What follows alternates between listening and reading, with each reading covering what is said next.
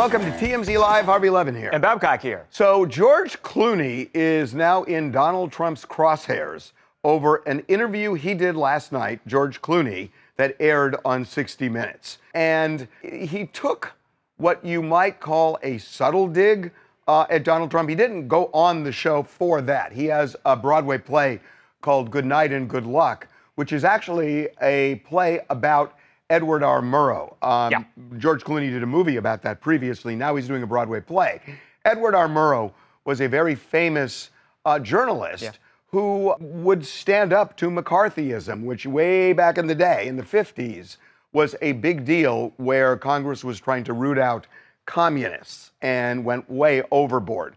So he obliquely talked about Edward R. Murrow's profession, the media, and the intimation was, look out for Donald Trump. ABC has just settled a lawsuit with the Trump administration, and CBS News is in the process. We're seeing this idea of using government to scare or fine or use corporations to make journalists smaller. Governments don't like the freedom of the press. They never have. We now are at a place where we've found that it's harder and harder and harder to discern the truth. Facts are now negotiated.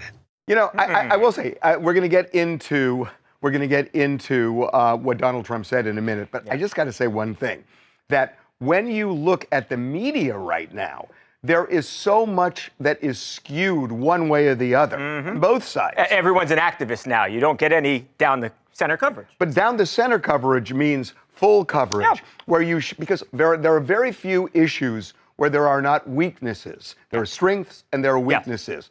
On both silos, you see the strengths, not the weakness, the strengths, not the weakness. You can go, it's amazing, Harvey. You watch cable news and go to MSNBC, go to Fox News. Different worlds. Right, same story, different worlds. Completely different. And so the idea of saying, you know, that it's the government that's making the media smaller.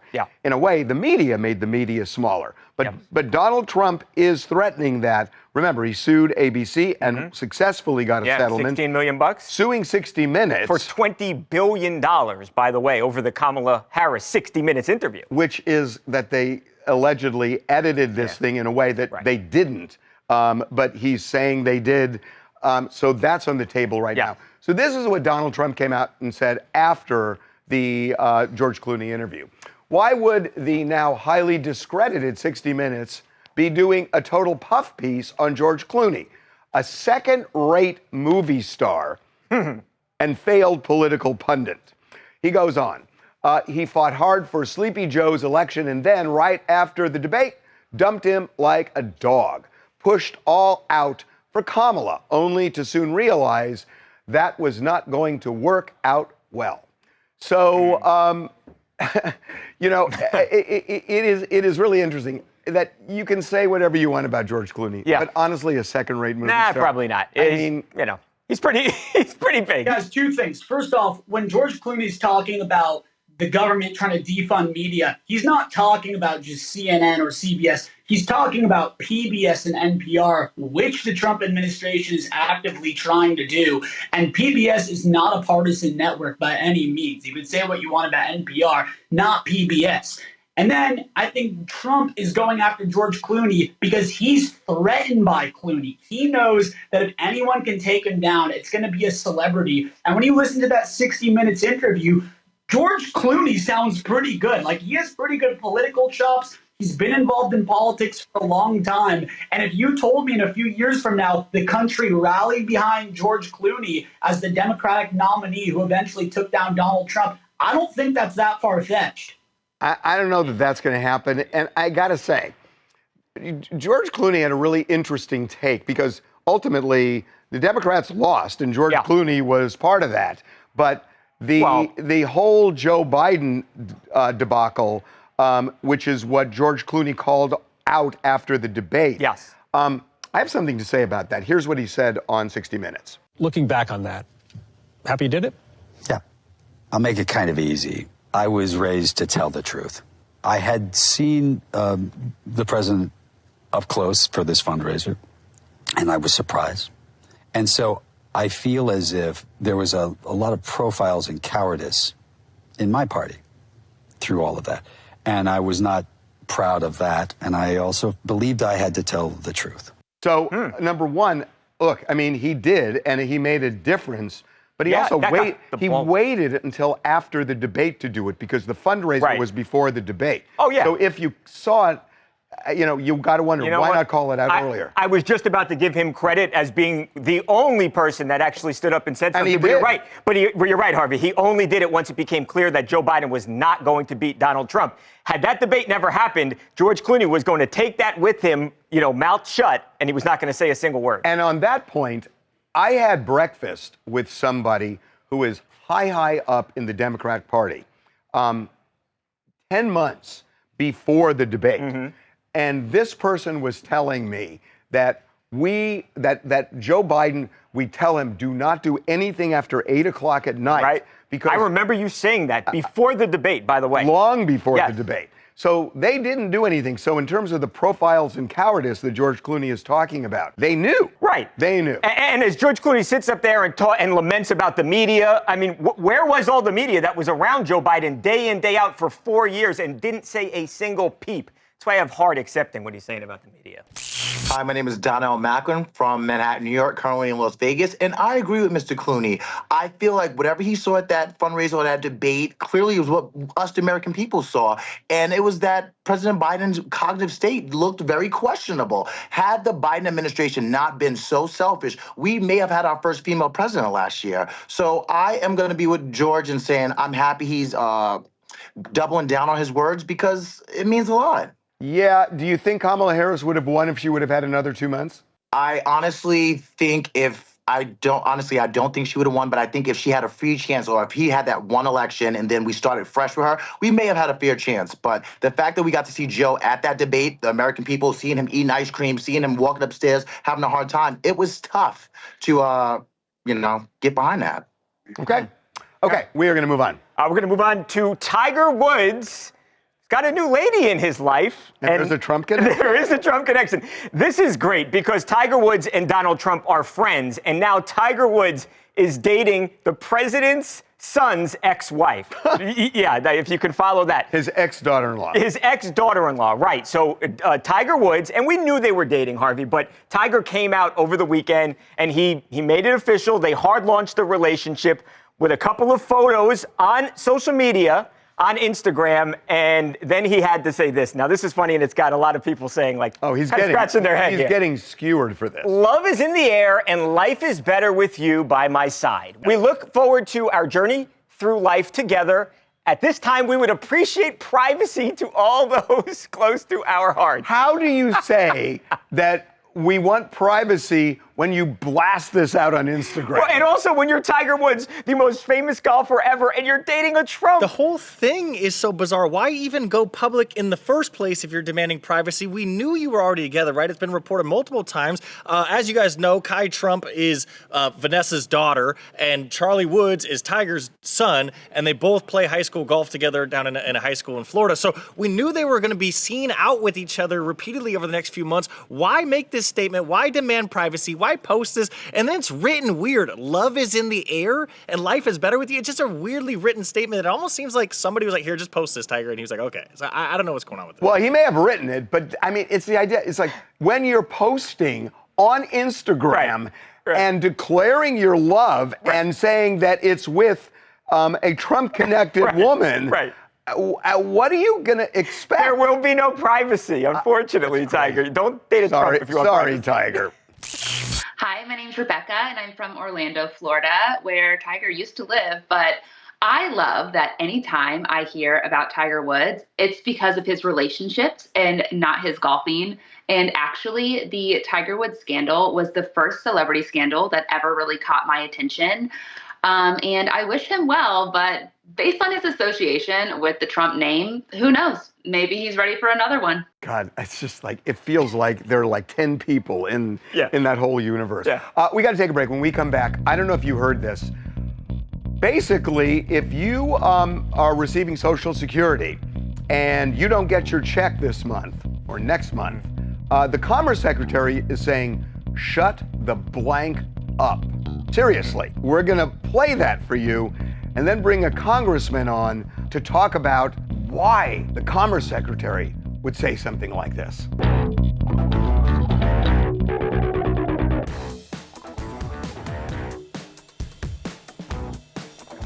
Welcome back to TMZ Live. The Commerce Secretary, Howard Lutnick, made a comment late last week that shocked a lot of people, myself included, to be honest. Here is the comment, and we are going to, on the back end of this, bring in a congressman to talk about the implications of this for Social Security. Let's say Social Security didn't send out their checks this month.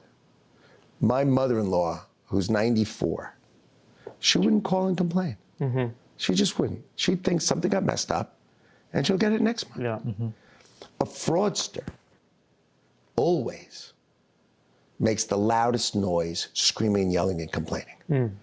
And if all the guys who did PayPal, like Elon knows this by heart, right? Anybody who's been in the payment system and the process system knows the easiest way to find the fraudster is to stop payments and listen. Yeah. Because whoever screams is the one stealing. Yeah. Because my mother-in-law's not calling. I mean, come on, your mother, 80-year-olds, 90-year-olds, they trust the government. They trust, okay, maybe it got screwed up, big deal. They're not gonna call and scream at someone. But someone who's stealing always does. Wow, there is so much to unpack there. We are lucky to have Congressman Rich McCormick, who is a decorated war veteran, among many other things. He's an ER doctor and currently serving in Congress right now. So he kind of has a 360 view of a lot, especially as an ER doctor. And we are bringing him in right now. Congressman, welcome to TMZ Live. Hey, it's great to be with you. This is a lifelong dream to be on TMZ. I really made it big now. That's awesome. Well, thank you for doing this. Your reaction to that? Yeah, I think that might have been a little misspeaking there. I don't think it's a good idea to turn off spigot to older folks who have paid into the system for their money and then wonder if we're going to find some fraud that way. I think we know better. I don't question the secretary. I'm sure he is well-intended. I'm sure he misspoke in some way, shape, or form. But quite frankly, when people call in, it's because they're missing something they're used to. There is some fraud out there, no doubt about it. But I think mainly we have to make sure that we take care of the people we have committed ourselves to take care of. No doubt about that. We never want to turn off the fountain, the people who paid in this system to begin with. It's their money. That's the biggest thing that I always take home is this is their money coming back to them. We should never deny that. We need to make sure that that's the first thing we secure before we make sure that anything else goes away. Well, here's the thing that shocked me about this. Lutnick is worth, he's declared $800 million in net worth. So he may well be a billionaire. And his mother-in-law ain't gonna have no problem if she doesn't get her Social Security check. But to say that she's not gonna complain, she's just gonna wait until the next check comes, great for her. But there are people who are gonna go without food, go without medicine. And the idea that it feels to me like he is bullying people into silence by saying something like this. He's in a huge position. And to say, if you complain, we view you as a fraudster, to me, that is terrible. You know, it's interesting. When I first met Elon Musk about 2.5 years ago, before he's political, before he bought X, before he got involved in politics, he was asked by a bunch of Republicans, what do you think we as Republicans can do better? And he actually felt uncomfortable. He's like, you know, I'm not really political. I'm just a business guy. I just want to do my thing. I just want to be left alone to accomplish the things that I'm aspiring to. He said, but if I was to reflect on it, I think you could come across as more compassionate. Those are Elon's words. The same guy who held the chainsaw. Now, I love Elon. I think he's got some great ideas. But that's the thing we lose sight of sometimes when we get in power. We forget that the average person has to digest our message. And when we come across as discompassionate, as something other than taking care of the people, serving the people, then it's not going to be the right message. It has to start with, look, we're going to take care of the people that needs to be taken care of. And you're right, the person who relies on Social Security to make their daily ends each day, they're the ones who are going to first call in because they need that money. But he's telling them not to. He's telling them, we're going to view you like a criminal if you dare speak out. I mean, look, you're an ER doctor, you're compassionate. That is just awful to say something like that. I hope he didn't mean it that way. I'm sure he did not. He's not a callous man. I think he just misspoke, misrepresented himself. I'm sure he's going to clarify that as time goes on. Look, the horrible thing about being in the limelight is everything I say, I'm just one mistake away from looking like a crazy man just by some clip it that I took out of a 1 hour interview where I misspoke. And I've been in that situation myself where people accuse me of wanting 5-year-olds to go work in the fields. That's certainly not what I want to do. But that's what was misconstrued off another interview. And it's just the way things work out sometimes. But I'm sure hope he didn't mean that. Congressman, should Howard Lutnick or should Donald Trump himself, should somebody come out and try and clean this up? I know that Social Security, it's a third rail issue. Nobody wants to talk about it. And they have always said, they've maintained, we're not going to touch people's Social Security checks. Should they come out and try and clean this up now? Because this has really blown up and become a big controversy. I think they will. I think the president's been very clear about this. Look, nobody who's receiving Social Security is going to lose any benefits. Nobody who's approaching Social Security is going to lose any benefits. We do need to do something, or we're going to have an automatic 21% cut in about 7 years that will not be voted on. We need to save Social Security. That's the compassionate thing to do, and that's the thing that is a bipartisan issue. And I think the president's pretty clear about that most times. And I'm sure he'll come out with something that clarifies that. So I want to ask you, look, I'm a lawyer, and I am really alarmed at people in the administration coming out and saying, screw the courts. We're going to defy these federal judges. They're just, calling them local judges. They're not local judges. They're federal judges. And you're in one of the branches of government that should be co-equal to the president and the judiciary, but the judiciary is too. And I am so concerned about the noise of ignore judges. I'm wondering where you stand on it. I think it has to do with which branch you're talking about in its application. So in other words, the executive power has specific powers that the judicial branch isn't meant to mess with, just like we're not meant to mess with judicial applications. And quite frankly, the illusion in all this has been Congress. We've become less and less powerful. We've advocated to the president and lots of different powers. I think we're out of balance right now. I don't think that, I think we have way too many pardons. I think we have way too many executive orders on the presidential side. I think we have too many outlying judicial rulings that actually inhibit a president from doing his job. But what do you do when you disagree? Do you still follow it? Well, I think it's going to be played out in courts. We have laws. We have lawyers. Look, damn it. I'm a doctor, not a lawyer. But I'll tell you that I really understand that this has to play itself out over time. And I understand that the lawyers are going to figure this out in courts, that the president's going to fight. It's just like Joe Biden ignored the ruling that said, hey, look, you can't forgive billions and billions, $500 billion of loans. Okay, I'll do it again. People are going to do that sort of thing. That's politics. But it will play itself out, and the right thing will happen over time. But it's very frustrating for all of us when you see these things inhibit good decisions and also bad decisions that they go the wrong way. But that's politics. Okay, and on the final note, for people watching this, you may recognize the congressman from American Gladiator. That you were on that show, right. And like all the way to the finals. I'm impressed. I am impressed. Well, if you'd like to see some guy who weighs about 180 pounds get beat up on by somebody who's about 270 pounds repeatedly, it's a great show. I had a great time. Actually, some good beat. Hey, we really, really appreciate you giving us time. Thank you so much. Hey, it's my pleasure. Call back anytime. Let's do it again. Really appreciate it. Thanks, Congressman. Really appreciate it. Wow. This guy is right. decorated military pilot, guy. a doctor, and an American Gladiator champion. I know. And a congressman. Right. Talk about that too. Okay. We are going to take a break. And when we come back, big news for the Paul brothers. Jake Paul got down on one knee, popped the question to his Olympic speed skater girlfriend over the weekend. We'll show you the video. Super romantic. Plus, how did Jake and Logan get the fiancés on board for their new reality show? We asked them that very question. That's next.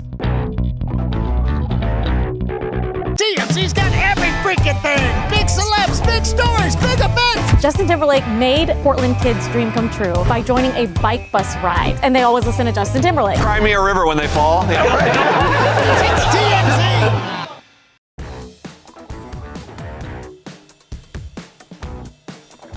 Welcome back to TMZ Live, Babcock and Harvey. Jake Paul is having a heck of a run. He's part of the biggest fight ever against Mike Tyson a couple months ago. And now he's not a great fight. Not a great fight, but a lot of people watched, Harvey. And now Jake Paul is engaged. Here it is. Here's the video. That is Jake, obviously, with Yuta Leardom, who is his girlfriend. They've been dating since 2022. Olympic speed skater? Yeah, she's a silver medal. She won a silver medal the last Olympics. He ended up ultimately DMing her, Harvey. They start dating. Oh, that's how they met? That's how he meets her on Instagram. He likes her. He sends a message to her. They start dating, and now a super romantic scene over the weekend. He pops the question. Where obviously. was that? That is just beautiful. What did we say this morning? St. Lucia. St. Lucia. Well, apparently those are like famous mountains. I've never been, but so what I'm taking away from this is, look at that. This was all planned. Look at what they're wearing. This is too right. Well, you know what? He brings her, Harvey, out there, romantic setting with a blindfold on. Imagine then if he didn't pop the question, like what is she? That would have been awesome. That's what he should have done. Now that would have been awesome. The timing here may not be a coincidence though, because they have a reality show on Thursday. It's called Paul American. It features not only Jake, but also Logan Paul.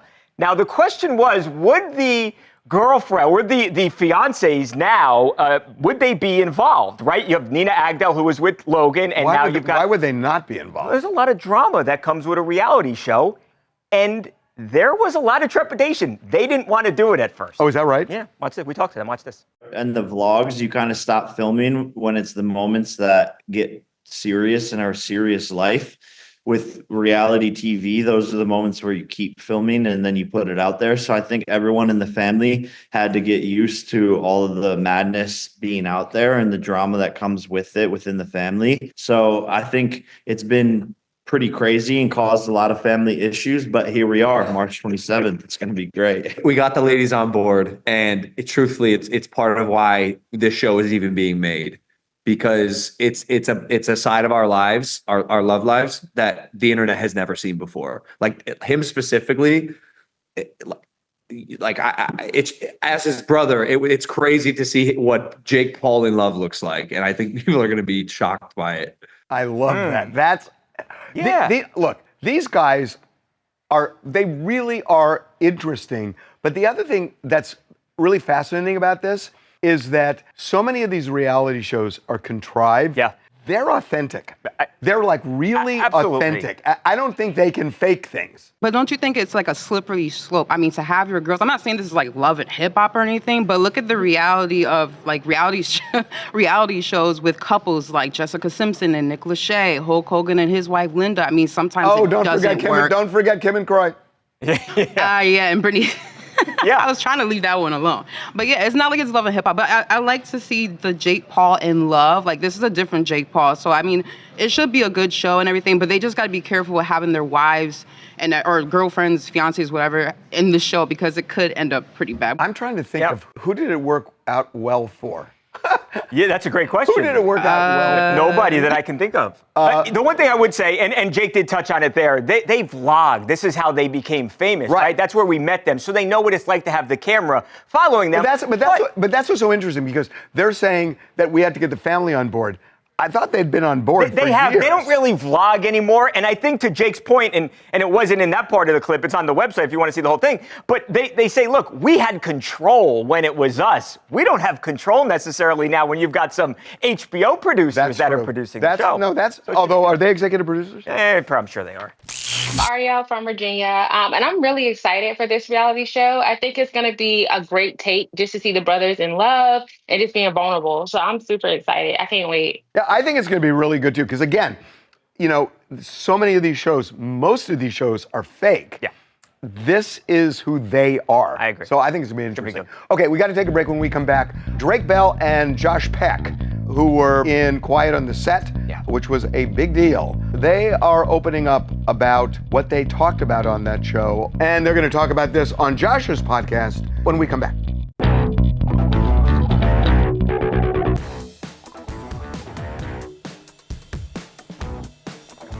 Welcome back to TMZ Live. So, most everybody knows about Quiet on Set, which was kind of an expose of Nickelodeon and things that happened there. And I'm sure you've heard about Drake Bell's story that he was molested by Brian Peck, who was the dialogue coach. Yeah. There was a lot of criticism after Quiet on Set aired. Criticism toward Josh Peck, no relation to Brian, for not speaking out and supporting Drake. You know, they had a show together, Drake and Josh. Very, which was very a huge popular, show. yeah. And we didn't really hear from Josh, and a lot of people were really, really upset about it. So Drake appeared on Josh's podcast, and they talked about it, and talked about what Josh knew and what he suspected. We were in the middle of the investigation, but nobody had known anything because Brian hadn't been arrested.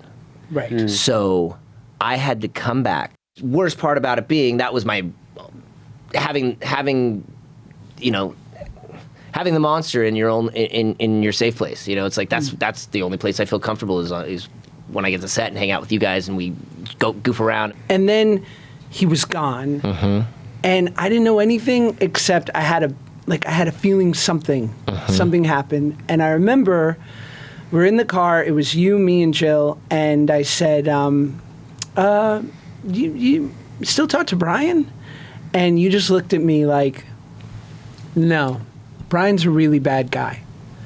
And I remember thinking, "Gotcha." So this is a big deal for a lot of reasons. Obviously, these two just sitting down together for like fans of the show, this is crazy because obviously through the years, they've had a pretty tumultuous relationship. You know, Drake got very upset that Josh didn't invite him to his wedding. They had that whole public spout. So the fact that they're even sitting down and talking about this is kind of crazy. And then also all the hate that Josh was getting for not speaking up and coming forward is kind of unfair to him because as they talk about on the podcast, he didn't really know what was even going on until he saw the documentary. He had no idea any of this was going on. Yeah, that was my take. But what did he mean when you said Brian's a really bad guy? I said, got it. What did he get? I think what he meant was like he expanded a little bit on it and said, you know, I was a 14-year-old kid at the time and I just kind of thought like, oh, he's a bad guy. He didn't really say exactly what he thought happened, just that he got arrested. He must have done something bad. So maybe he was just trying to look the other way. But regardless, it's just obviously just very, very serious allegations. And Drake gets into the fact that it really wasn't spoken about that much because he was worried it was going to impact their new show that they were just launching. So which was right around the timing that this was all going down. How did they come back together? Once the documentary launched, obviously Josh saw all the stuff that had happened and reached back out to Drake, and that's pretty much why they started talking again. And look, at least on the podcast, it seems like their relationship is stronger than ever. My name is Gina. I'm from Brooklyn, and when Quiet on the Set first came out, it left many people speechless. Growing up, I used to watch shows like The Amanda Show and Drake and Josh, and hearing about the pain the stars had to go through was just heartbreaking. I found Josh's reaction very interesting because learning that someone you knew got arrested and your first reaction being thank God, I find it hard to believe that nothing, you don't know of any of the bad things that he did. Yeah, I mean, that's why I was asking Devin about when Josh said, got it. Right. What did he mean by that? It would be impossible to. But Devin's also right. They were 14-year-old kids. Right, They're 14-year-old kids. Right. Okay, we are going to move on. This is an alert for the millions of guys who have been pining away.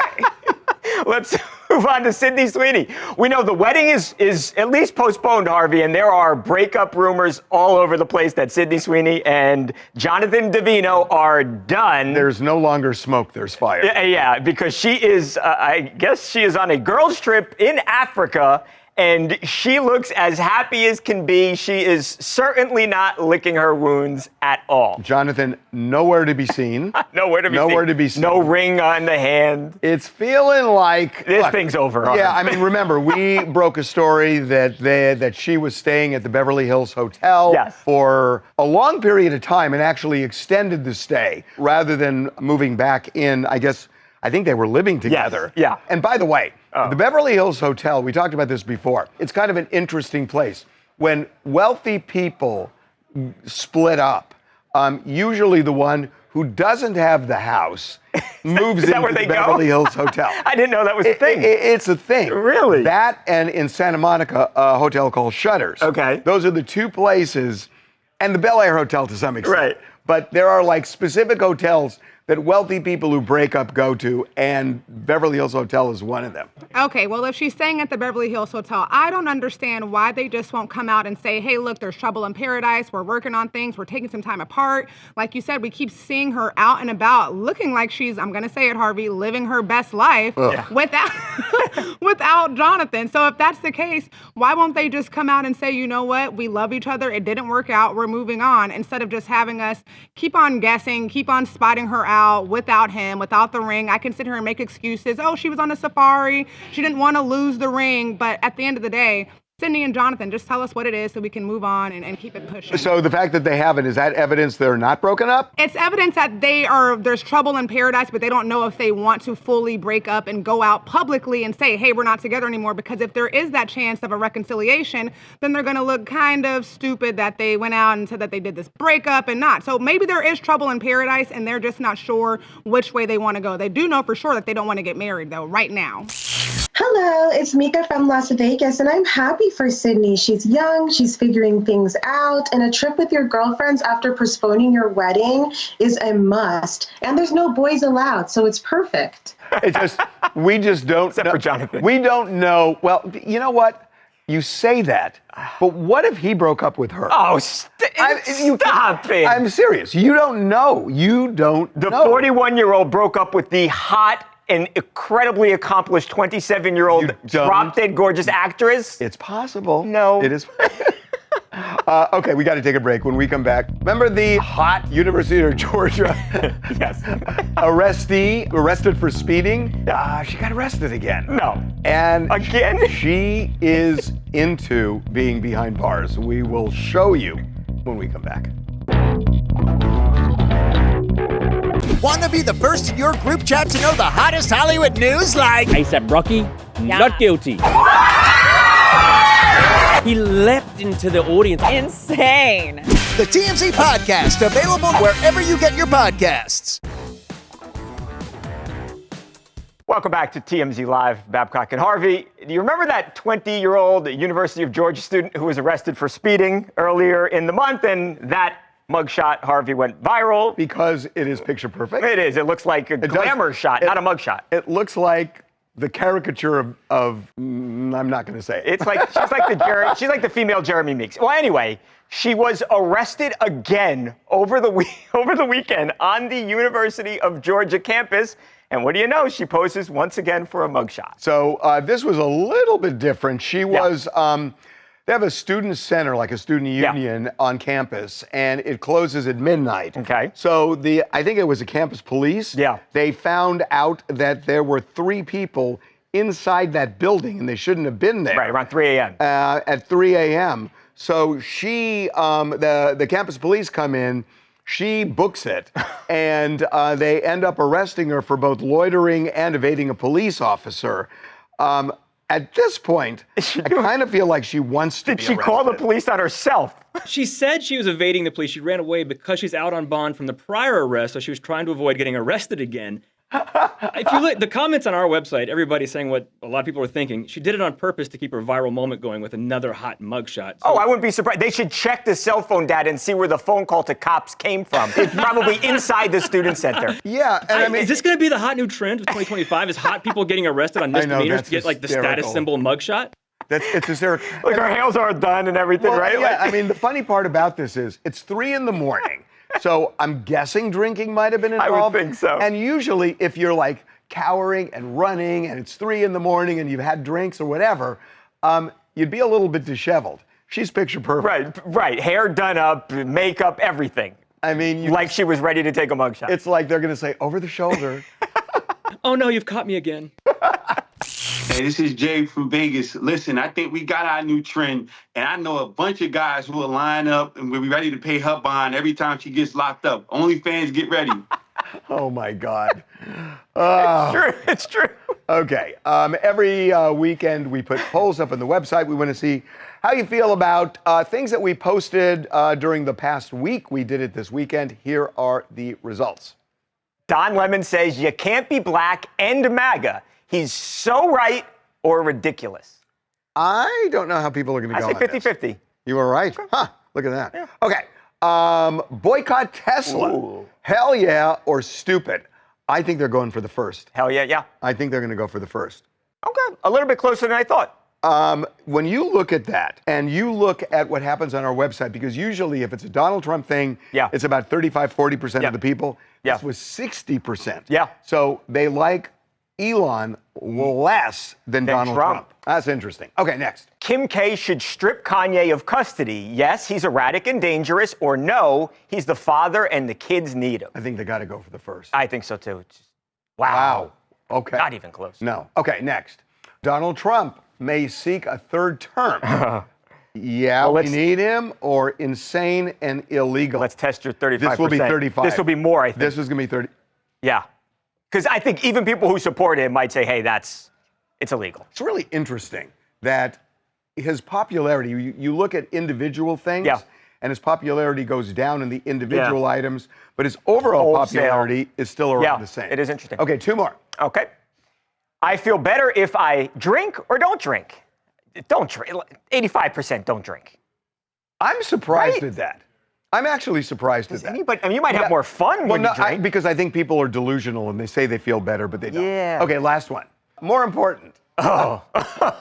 Money or sex? I don't know. What do you think? Is there a both option? Don't show it yet. I think they're going to say money. I think so too. 65% money, I say. Oh. Wow. Wow. Wow. Well, never mind. I won't say that. Well, we know how Courtney voted. Inside joke. I shouldn't have said that, but it's funny. We're going to take a break. Okay, when we come back, it looks like it's going to happen. Jeff Bezos and Lauren Sanchez are going to tie the knot. Looks like they have sent wedding invitations out. The question, where and who's going?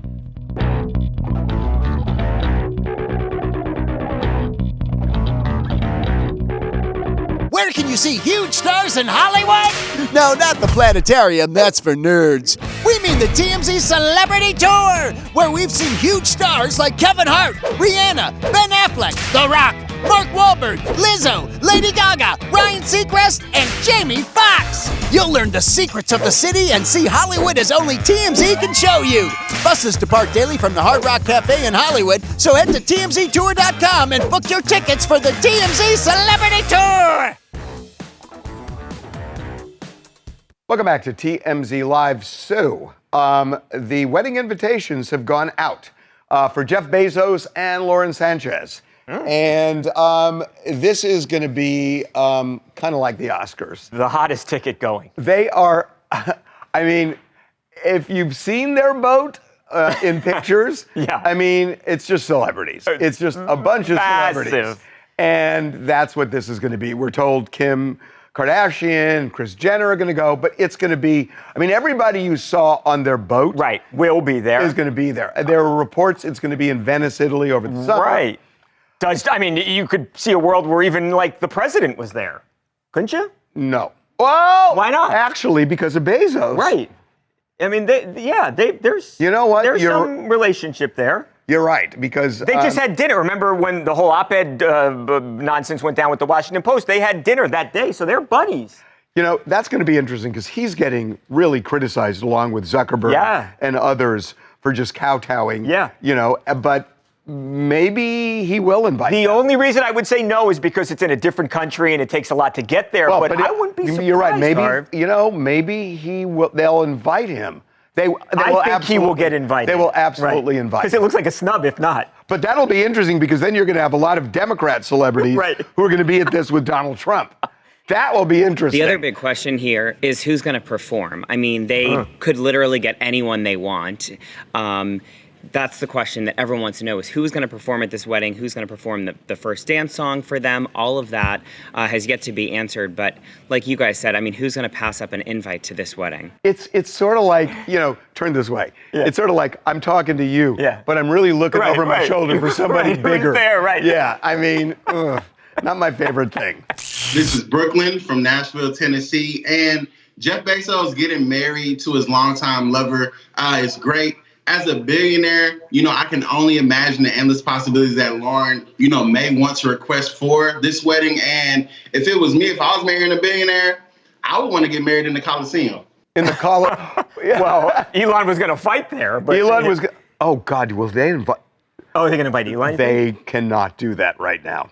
I mean, that crowd, This is like a minefield trying to navigate this. It is a total minefield. That even with Donald Trump there. Yeah.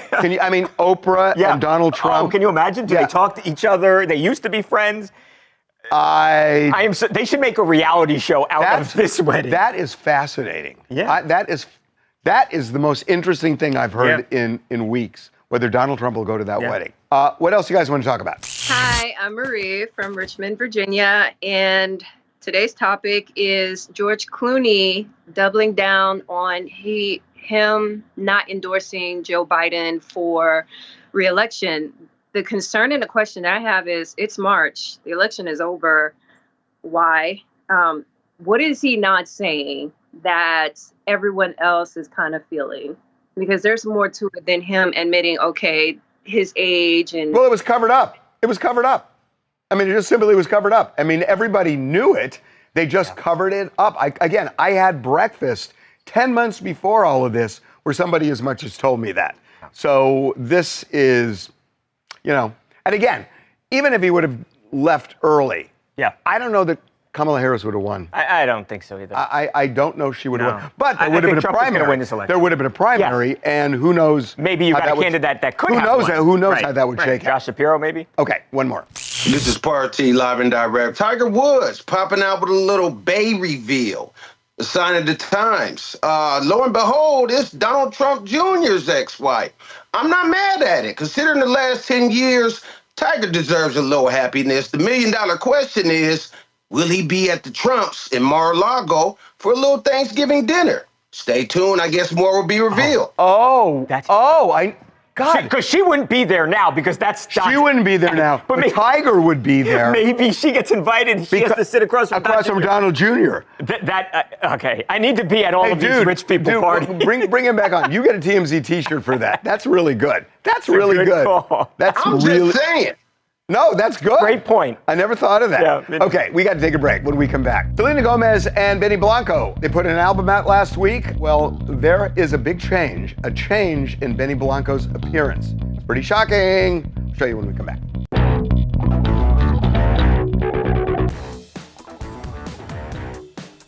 So there's this old thing about when a man and a woman get together, the woman tries to change the man. Yeah. That's the lore. Fact check true. That's the lore. And so that may have come to fruition with Selena Gomez and Benny Blanco. So Benny is known for his unibrow. Yeah, that's his signature look. But look what's going on here. Did she make him pluck? Yup. She's plucking. Oh, man. He is so not happy. No. He is so not happy about this. Here's the thing. He looks a lot better though. So Benny, what's next? You gonna get like a crew cut? She's changing you, brother. He looks better though. Let's be honest. He does look better. He does. And when Selena Gomez is your fiance, you go along with what she says. Why is that? We're out of time, I think. Aren't we? We'll see you tomorrow.